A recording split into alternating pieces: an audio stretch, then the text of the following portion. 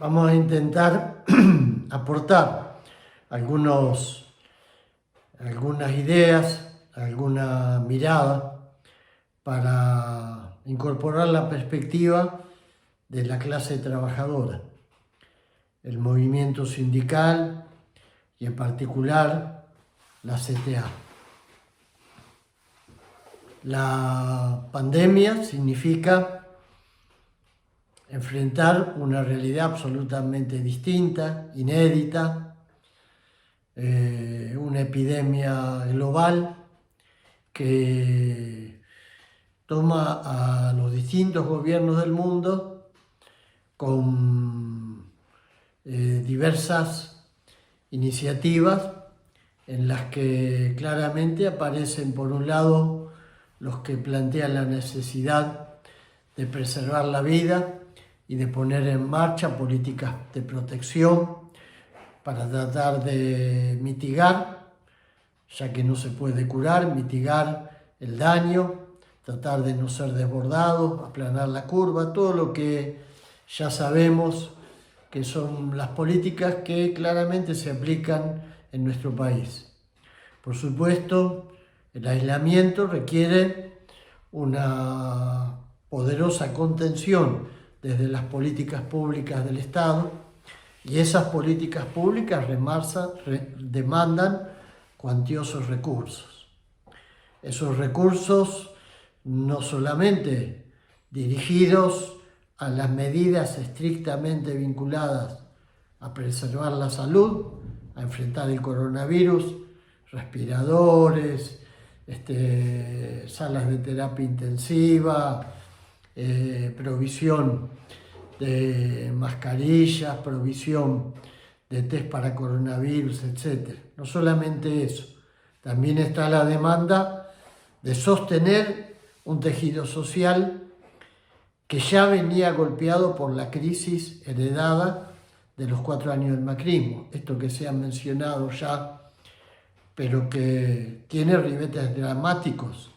La Argentina enfrenta el coronavirus con un Estado prácticamente desarticulado, con un sistema de salud golpeado después de 4 años de sucesivos ajustes, con un cuadro social donde la existencia de millones de argentinos debajo de la línea de la pobreza y de millones de argentinos viviendo en la indigencia nos ponía ya en términos sociales con las defensas muy bajas para enfrentar las consecuencias del aislamiento, que significa parálisis económica, que significa tener que sostener las demandas de los que, como su vida es día a día, como lo que ganan a la mañana lo cenan en la noche, hoy están en condiciones deplorables. Frente a esta realidad, el gobierno reaccionó con sensibilidad y sobre todo con rápidos reflejos políticos. Cierto es que la derecha y los grupos dominantes miran con recelo todo lo que viene haciendo el gobierno. La prueba de ello es la manifestación que en el día de ayer hizo desde esa plataforma o desde esa fundación que preside Vargas Llosa, financiadas con fondos provenientes de la CIA, tercerizados por alguna agencia de los Estados Unidos de Norteamérica, pero esa fundación claramente se manifestó planteando que entrábamos en la zona de riesgo en el cual las políticas públicas de algunos gobiernos significaban el peligro de que la democracia liberal como tal empiece a ser vaciada de contenido, a que el estatismo vuelva a instalarse como una política de Estado. Y esto está claramente dirigido al gobierno de Alberto Fernández, en América Latina en particular. Por eso que no extraña que entre los firmantes estén Mauricio Macri, Patricia Bullrich y otros personajes tristemente célebres en la historia de nuestro país. Pero bueno, acá enfrentamos esta realidad en la que sectores del poder dominante, del poder fáctico, de las cúpulas empresarias más poderosos, de la banca financiera, sus representantes en las fundaciones y ONG, su largo brazo extendido hacia los grandes medios de comunicación, los editorialistas. Todas esas voces se empiezan a activar para tratar de lograr establecer las reglas de juego, para enfrentar esta pandemia, pero también para ir marcando a fuego quiénes van a ser los ganadores y quiénes van a ser los perdedores. Porque acá empezamos a discutir también, como bien se ha planteado antes, cómo vamos a salir de esta crisis. Y la pregunta no es menor. La pregunta no es menor porque en el 2008 la crisis cuyo precedente marcó para los trabajadores la pérdida de 22 millones de puestos de trabajo. Sí, la crisis que se produce en el momento del estallido, lo que se denominó la burbuja financiera, se llevó puestos en el mundo 22 millones de puestos de trabajo. Pero resulta ser que Guy Ryder, el presidente de la OIT, acaba de señalar que el cálculo que están haciendo ellos es que la pandemia significaría, una vez que se cierre su ciclo, haber perdido alrededor de 195 millones de puestos de trabajo. Es decir, casi estaríamos multiplicando por 10 ese tremendo golpe y ese retroceso que tuvimos en términos sociales en el 2008. Porque además de la pérdida de trabajo, el 2008 marcó el fortalecimiento de lo peor de los grupos dominantes en esta etapa del neoliberalismo, es decir, se fortaleció el sector financiero y se fortaleció lo peor del sector financiero, que es todo aquello vinculado a la especulación pura y dura de ese sector financiero que hoy está prácticamente desligado de cualquier vinculación con el capital productivo. Y el famoso salvataje del 2008 terminó siendo el salvataje para los bancos y soltarle la mano a la gente. La ola de adversidad económica, la ola de penurias que después llegó a las tierras de América Latina con un retraso de 2-3 años, esa ola todavía se está sintiendo. Y la crisis del COVID-19 nos pone frente a esa pregunta. ¿Cómo vamos a salir de la crisis?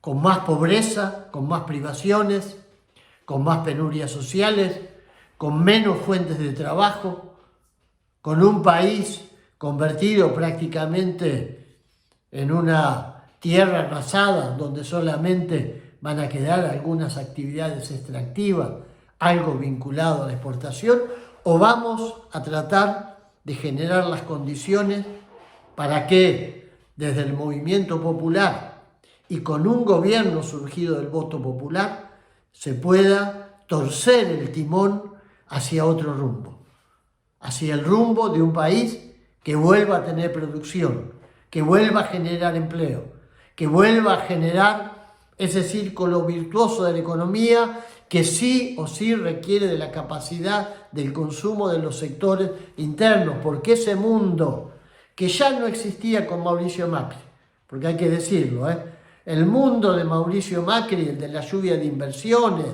el de los capitales que iban a venir a instalarse para tomar emprendimientos productivos, ese mundo después del coronavirus va a estar todavía mucho más lejos que lo estaba cuando Mauricio Macri esperaba la lluvia de inversiones, semestre tras semestre. De manera tal que esa es la disputa en la que ya estamos inmersos. No va a empezar la semana que viene, está hoy. Esa manifestación de la fundación que preside Vargas Llosa está escrita en ese sentido.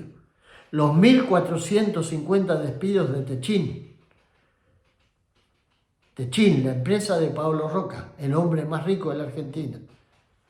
No se justifican desde ninguna ecuación económica. Fue el primer movimiento fuerte de la clase dominante argentina para ponerle límite a esto que ellos ven como algo amenazante. Todo lo que significa poner por delante el valor de la vida, la protección de los más débiles, y eso sustentado no desde el Ejército de Salvación ni de Cáritas, sino sustentado con políticas públicas del Estado en la decisión de contener al conjunto de la población, todo eso lo ven con resquemor, lo ven con desconfianza. Eso les huele a populismo, eso les huele a querer volver a instalar en la Argentina una agenda que tenga que ver con pensar un país donde haya una distribución más justa de la riqueza, un Estado presente y un movimiento popular con vitalidad como para sostener esos avances. Y este es el debate que tenemos por delante.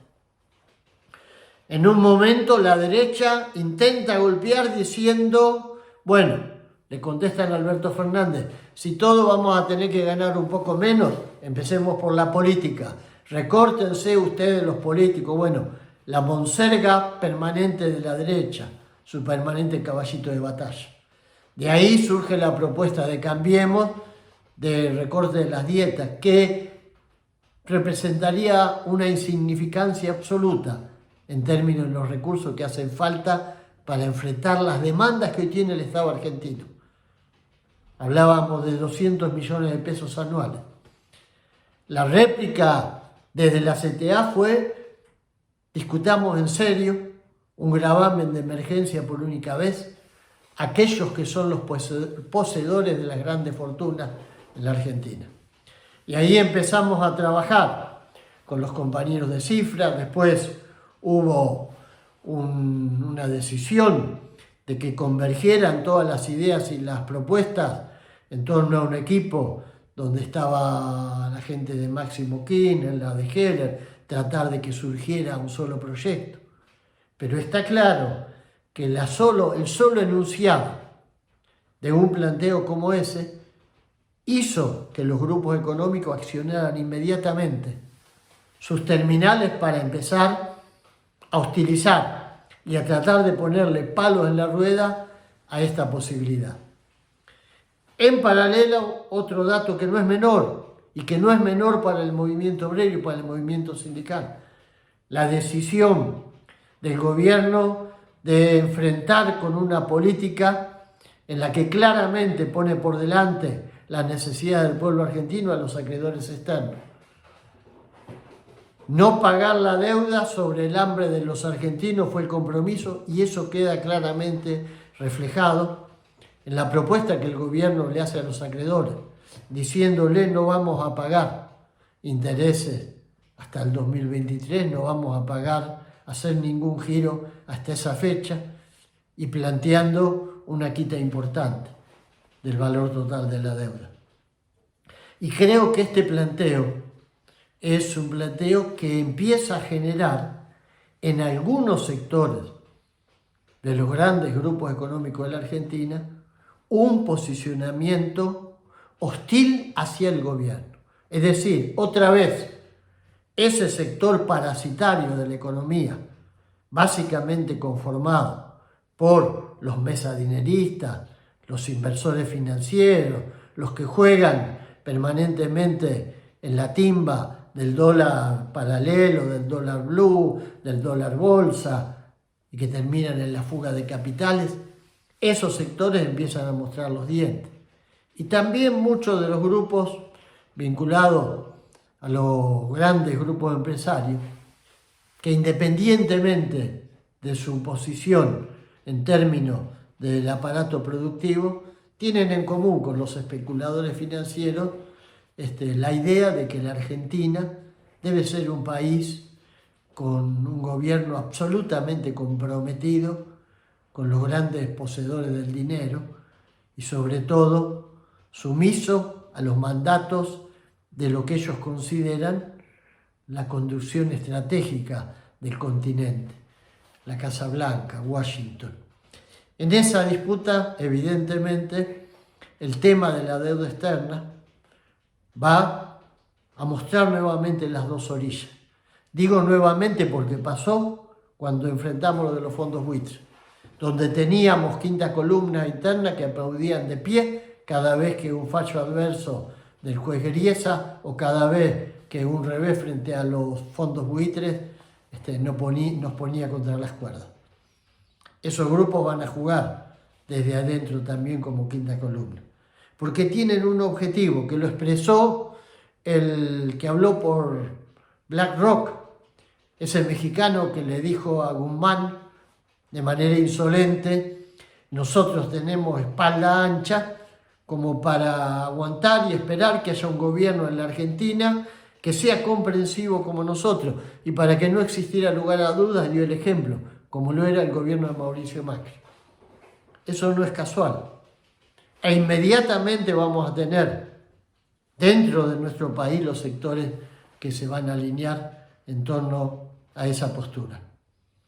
Creo que de la otra orilla tenemos que estar nosotros, el movimiento sindical, el movimiento popular, el Frente de Todos, los sectores que acompañan esta epopeya que significa tratar de salir de esta crisis sin que se tenga que cumplir de modo fatal esa suerte de doctrina que en términos sociales pretende imponer que, bueno, en las guerras, por ende en las pandemias, caen los más débiles, los más pobres, son los menos aptos, los más frágiles. Eso que pretenden naturalizar con una suerte de darwinismo social, frente al cual se explican los esfuerzos, las acciones y los recursos que el gobierno del Estado está poniendo. Se trata de torcer eso que fatalmente nos quieren mostrar como que, bueno, es la lógica consecuencia del lugar donde está uno. Si uno es pobre, si uno es frágil, si uno es vulnerable, está claro que va a sufrir más que otro en una situación como esta. Y eso es justamente lo que hay que revertir. Ante eso tenemos que volvernos intolerantes. Ante esa lógica que pretenden imponer, tenemos que ser capaces de insubordinarnos. Y por eso hay que decir que paguen los que más tienen. Por eso hay que decir, hay que ir con impuestos sobre aquellos que son dueños de las fortunas personales. Y por eso hay que empezar a discutir el tema de una reconfiguración del sistema impositivo en la Argentina. Y hay que poner en la agenda la ley de entidades financieras. La ley de entidades financieras que todavía es el huevo de la serpiente que dejó enterrada la dictadura genocida, la ley de José Alfredo Martínez de Hoz.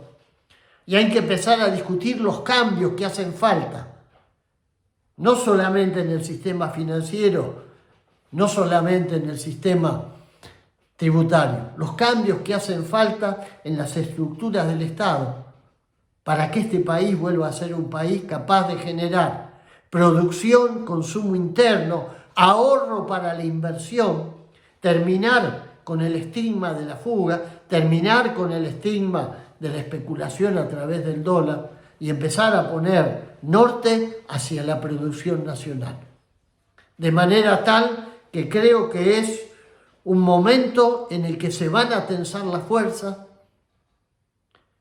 En esta coyuntura, episódicamente el movimiento sindical se ve desprovisto de una de sus principales armas, la movilización.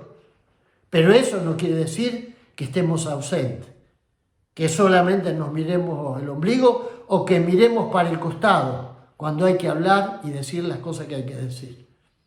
Esta es la tarea que hoy tenemos como movimiento sindical. Así como lo hicimos en la lucha de resistencia, hoy hay que volver a convocar a la unidad del campo popular, lograr que el campo popular, en sus más extensas expresiones, con la mayor anchura, con la mayor amplitud, pueda pronunciarse en torno a la necesidad de defender este camino. Es el momento clave de la disputa.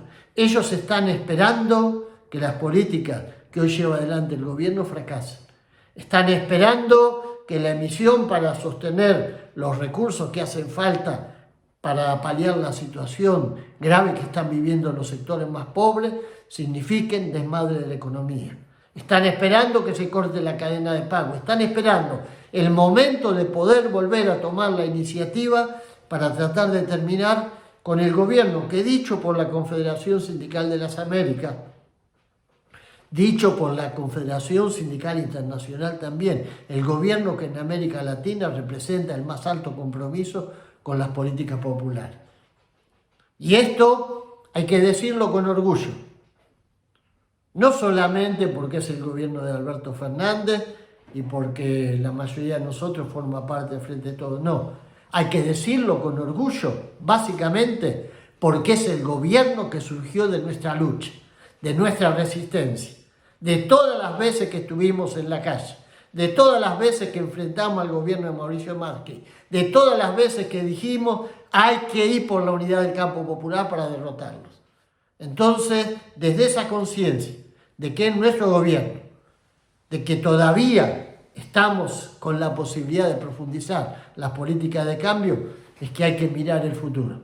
No con un optimismo bobo, no con un optimismo ingenuo, pero sí con la convicción de que tenemos la posibilidad de torcer el timón de esta historia. Que no siempre todas las crisis tienen que terminar fatalmente castigando a los que menos tienen.